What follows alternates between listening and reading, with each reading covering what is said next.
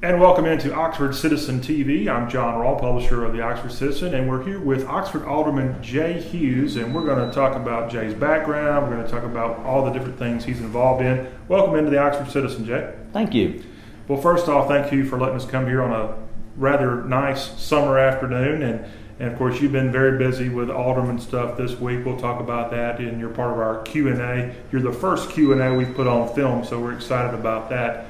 Let's talk a little bit about your background. I would never have known by your conversation that you're from down in South Louisiana. So either you've done a good job of adjusting to North Mississippi dialect or what? Because you are from Cajun country, no doubt. I am, and being from there, it just means that that is my heritage. It's where I'm from, but I've now been in Oxford longer than I was in South Louisiana. It certainly was a conscious effort to not talk like this anymore. It did not go over real well with North Mississippi juries to sound like you were from an LSU Tiger fan base. Sure. Okay. Well, you talk about education. You're from Houma, which is not necessarily on the Gulf of Mexico. It's a little inland. A lot of oil field work and stuff goes on there in Houma. And you ended up, and when you got out of high school, you did something a little different. You went to work for Uncle Sam. I did. I first drove a truck, enjoyed that. I got fired from more jobs than most people will have, and then I saw the movie with Bill Murray, Stripes, and I just knew that was a documentary that was calling my name. So I joined the Army and went around the world for a couple of years. Well, it sounds good. And one of those stops you made was in Europe. We'll talk about that a little bit later. But sure. When you got out of the Army, you went to school, and you went to Nicholls State in Thibodaux, Louisiana, home of the Colonels, by the way, and got out of there. And then when did it strike you that you might want to go pursue a law degree? When I was fired from my next job. Okay. I was out managing a restaurant in Baton Rouge. I'd started as an oyster shucker there, paying my way through school, and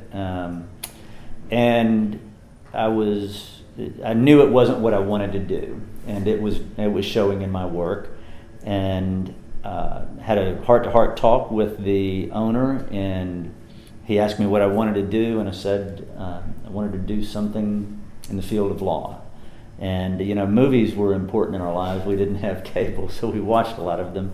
I remember watching Injustice for All one night, and some friends of mine, when Al Pacino does his famous conclusion of just finishing my opening statement, they felt that I was argumentative, hard-headed, and loud. So they thought those were the three great elements of an attorney, and that I had what possessed that. And we said, let's go to law school. So I started the application process, and I genuinely did want to be an attorney.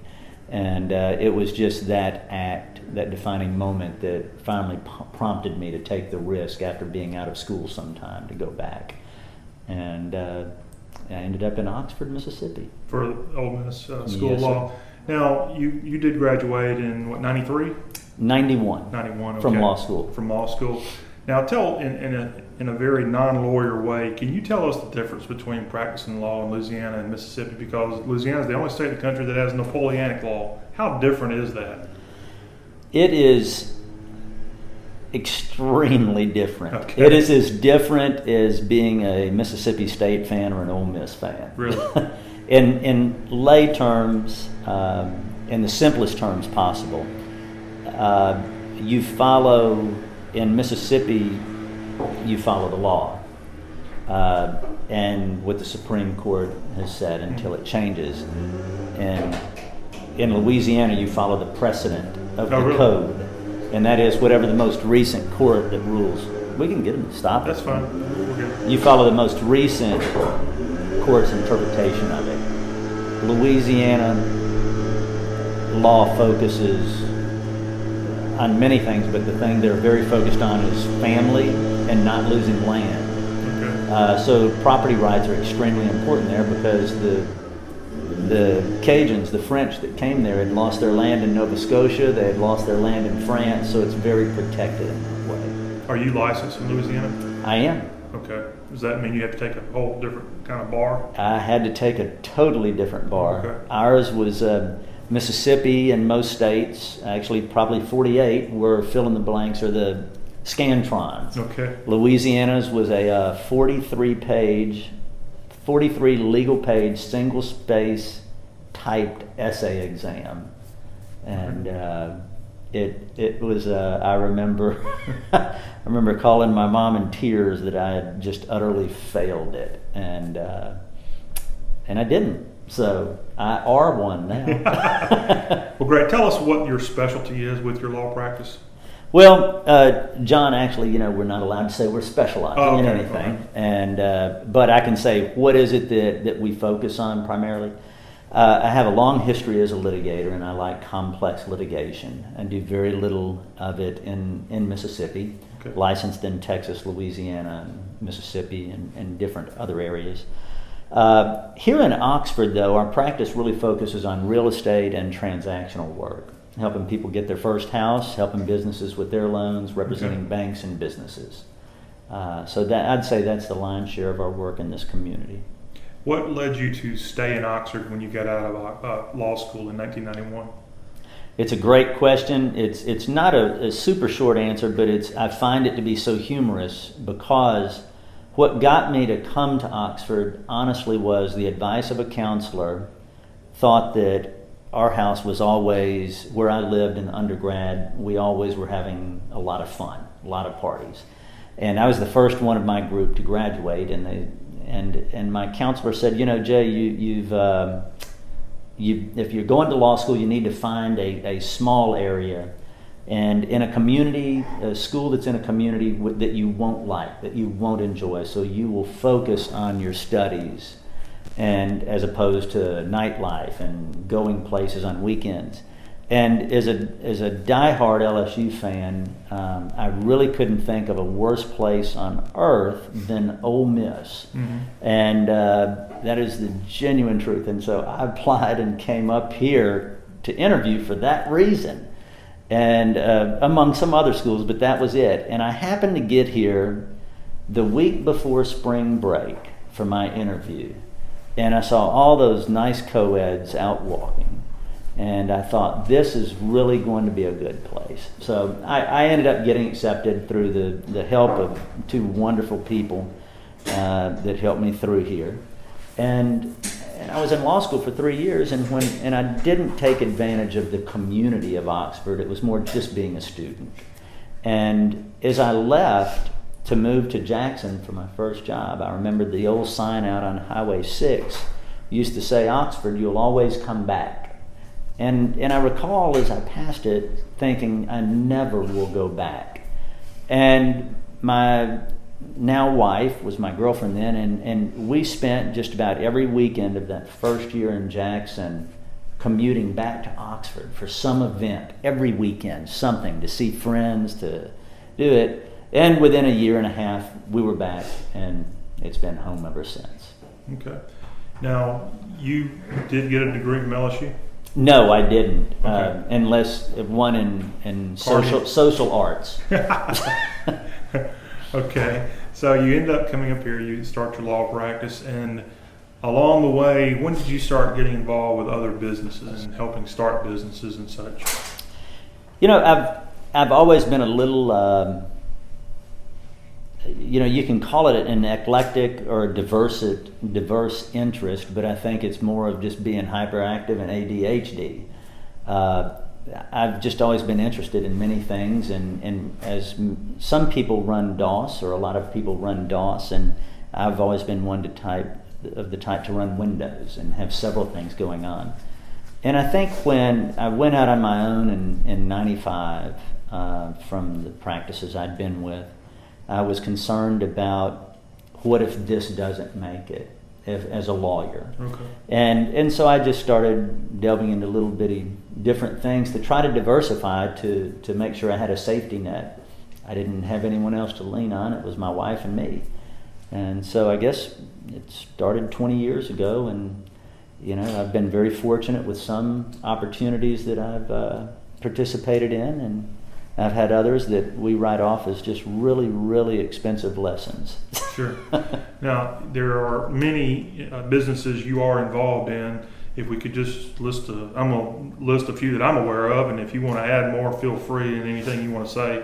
I guess not going in any particular order here, Cannon Motors. That's I have been a good friend with Michael Joe Cannon since he had just one little lot down in Calhoun City. I've been very fortunate to call him a friend, a brother. He is family without a true blood link, but I can't imagine anyone I'm closer to. I feel that way about his wife and his children. And I've watched and participated in so many aspects in the growth of what happens when you've got someone like him with the charisma, the honor, the integrity to just do the right thing. And I think that the growth that Cannon Motors has had has been a direct result of that. And the number of dealerships now is? As of today? Didn't I see there's a new one coming? I think so. 8. 8? Okay. Eight dealerships, and hope to grow again soon. Okay, and of course we're proud of the one we've got here in Oxford, and a great location and great building and all that. Filter filler, what in the world is that? If someone says, what is filter filler? I see that truck around, I have an idea what it is. But for those who may not know what it actually is, what is that? Filter filler was by default I got invested in. It's filterfiller.com, and the irony is I had a good friend of mine, 20 years, that called and said, do you have what size are your filters? I said, I don't know. When did you change them last? I don't know. And he said, I want to start a business, and I want it to be about signing up online, putting in your filter sizes, and we deliver them automatically to you every 60 or 90 days. That way you know it's taken care of. And I thought, ho-hum, okay, sounds good. And the reality is I didn't know my filter sizes or any of that.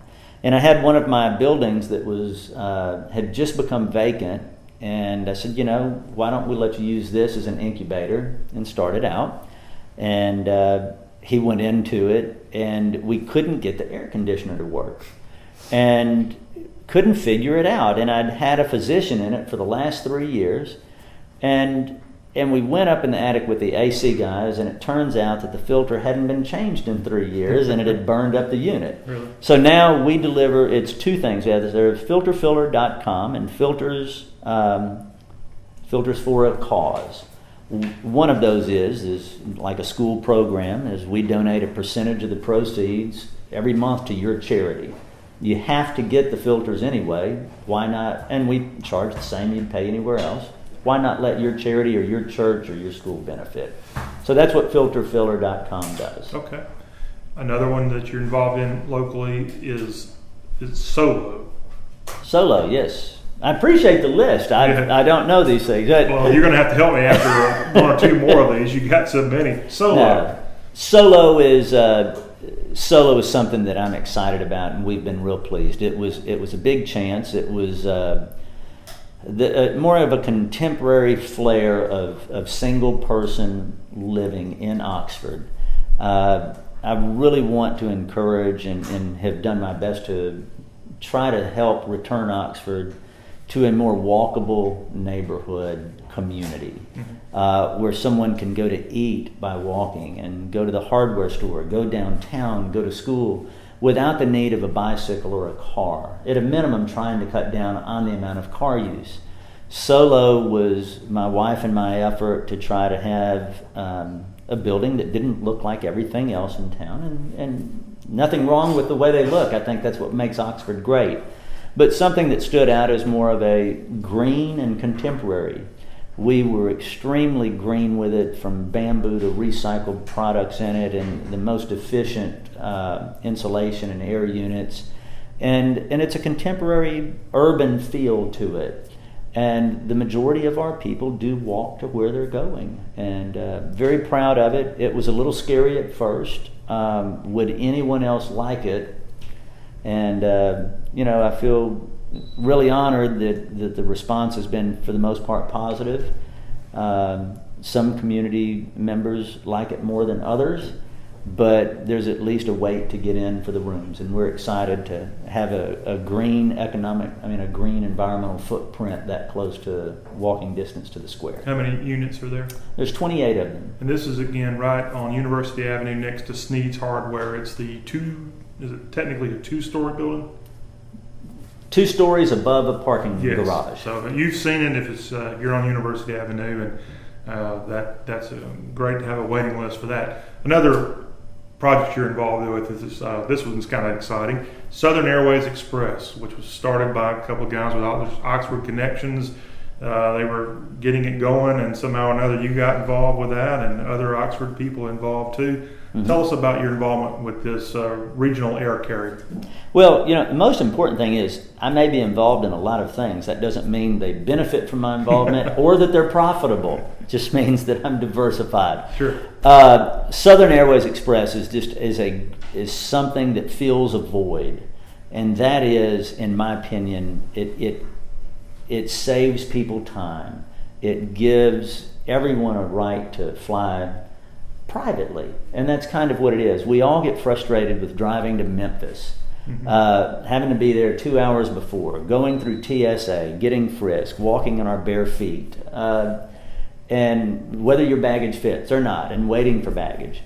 So instead of trying to offer connecting flights, what Southern Airways Express's platform is we're going to get you there sooner, and everyone will be first class.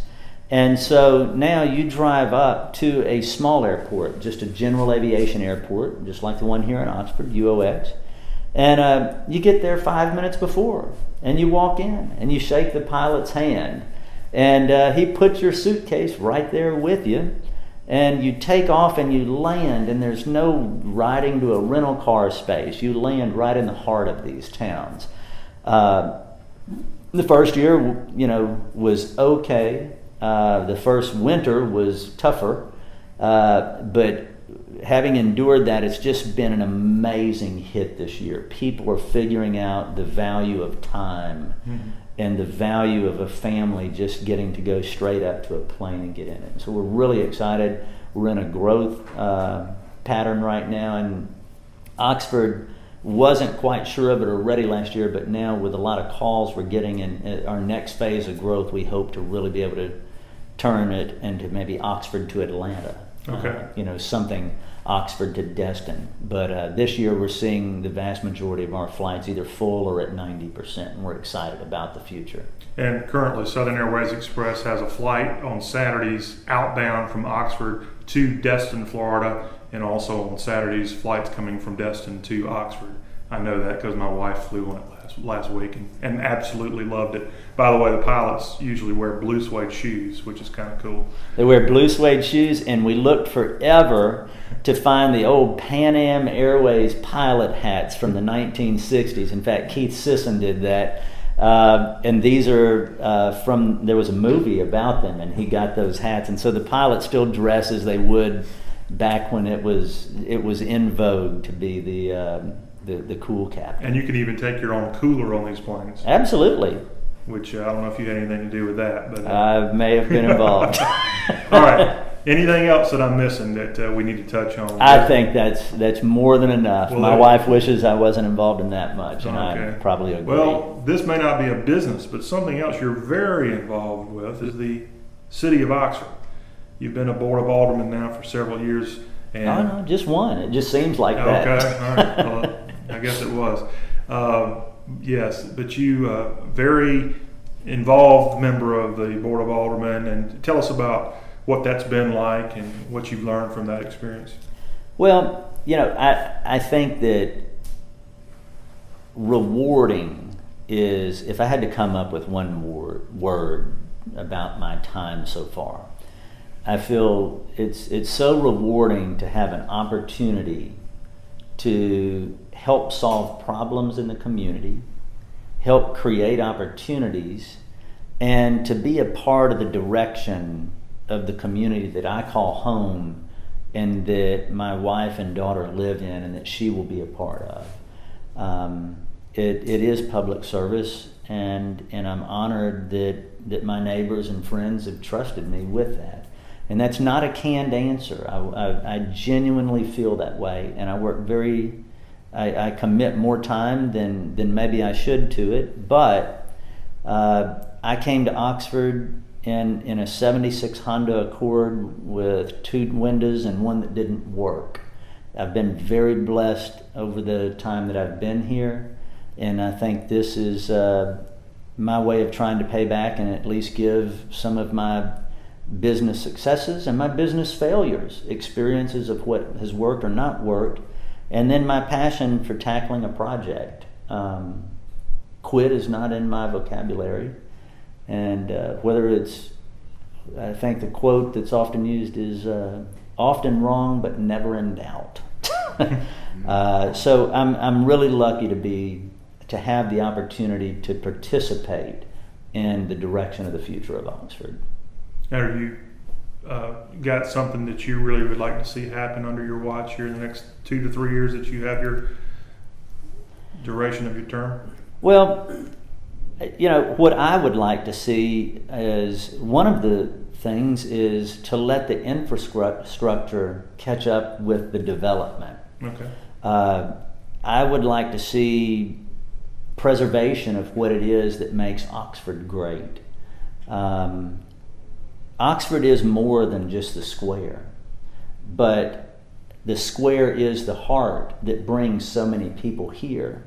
And I don't want to see us caught in an urban sprawl and lose the soul that makes Oxford great. So what is it that I think I'd like to see happen in the next few years? I'd like to see a greater sense of community. I would like to see infrastructure in a responsible way. I would like to see a greater focus on a lower economic footprint, a lower environmental footprint, more bike riding, LED lights. Saving money of the taxpayers on things like LED lights would be significant annually. Seeing an approach to greener things, to saving trees, while not trampling on landowners' rights.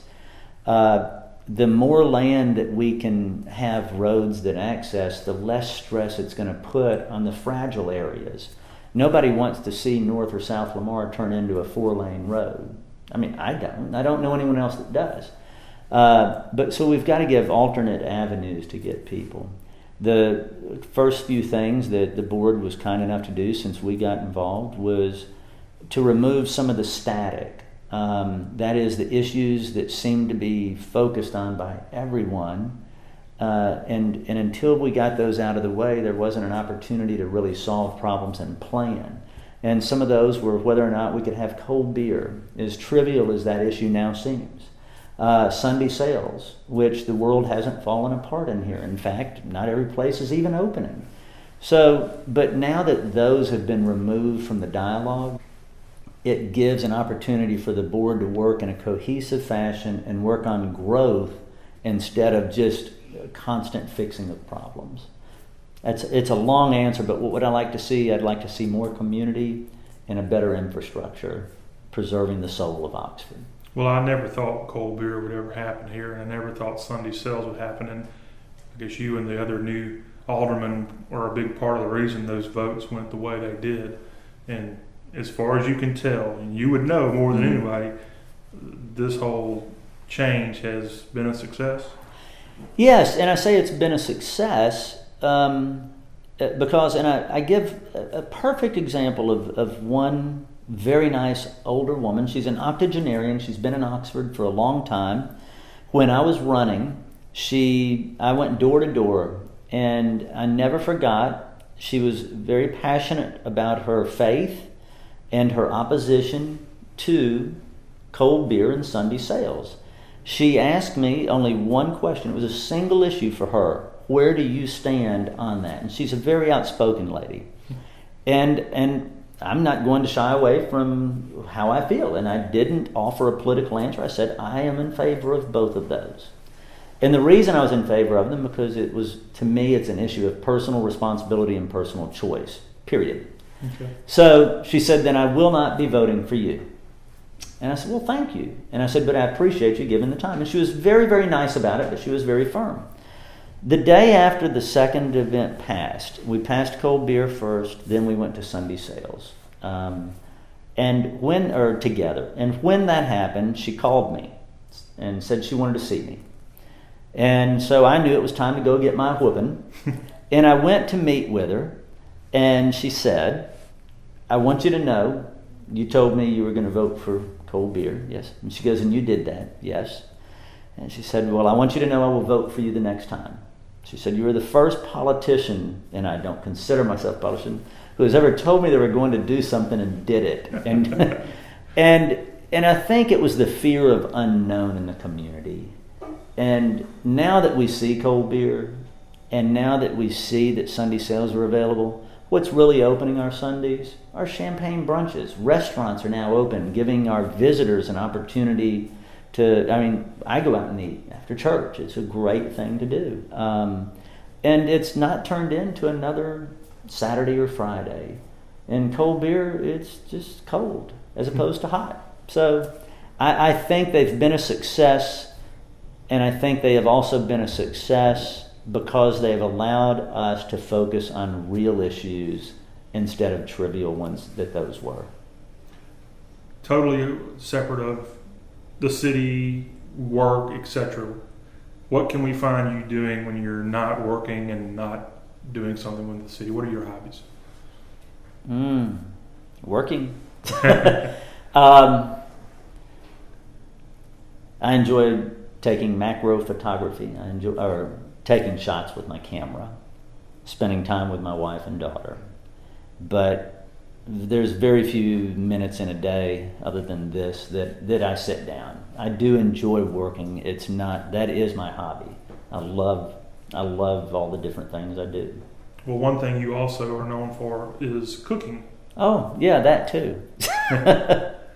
And as we found out earlier, you are a graduate of the Le Cordon Bleu Cooking School in Paris, France. Yes, sir. And you go back to France, usually about every summer, it sounds like.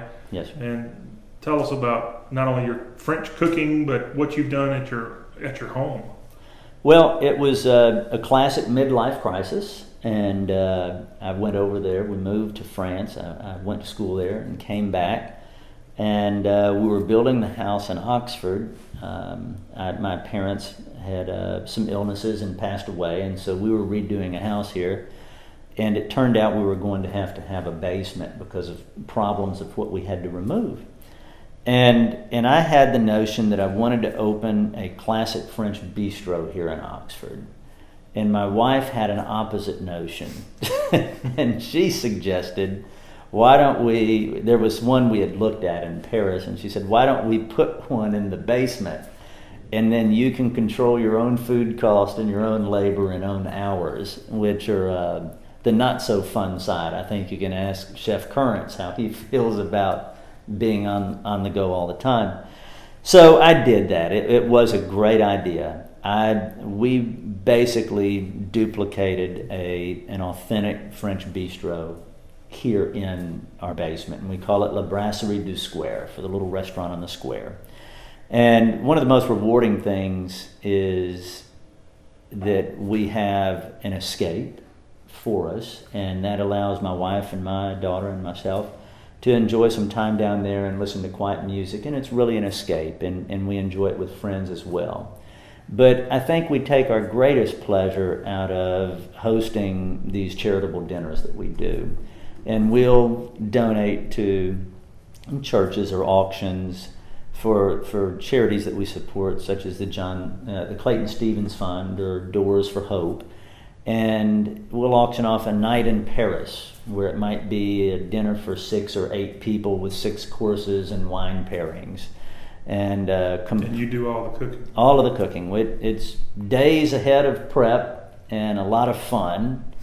And I put on the classic little coat and toque and serve them. My wife participates, and my daughter, and we ensure that they have we try to make sure they have a first-class meal. And it usually goes on for several hours with Edith Piaf playing in the background and classical French music and great wines. And so far, I think they've enjoyed it. And the trick is to serve them enough wine that they don't realize the food might not be as good as they think it is. And what is your signature main meal? Chef's choice. Beef bourguignon. Beef bourguignon. Okay. All right. Well, there you have it. From whatever your title is, what are you usually called? Dad. Okay. All right. So cooking and all the other projects you're involved with, we're just very thankful that you would let us come and visit with you and just all the things that you do for our community. I know myself and everybody else is very glad that you chose to come here and reside. Well, I tell you what, I'm lucky enough to get to do it, and every day I wake up is a gift, and I thank the Lord for the opportunity to participate. So thank you all for having me. All right, everybody. Alderman Jay Hughes.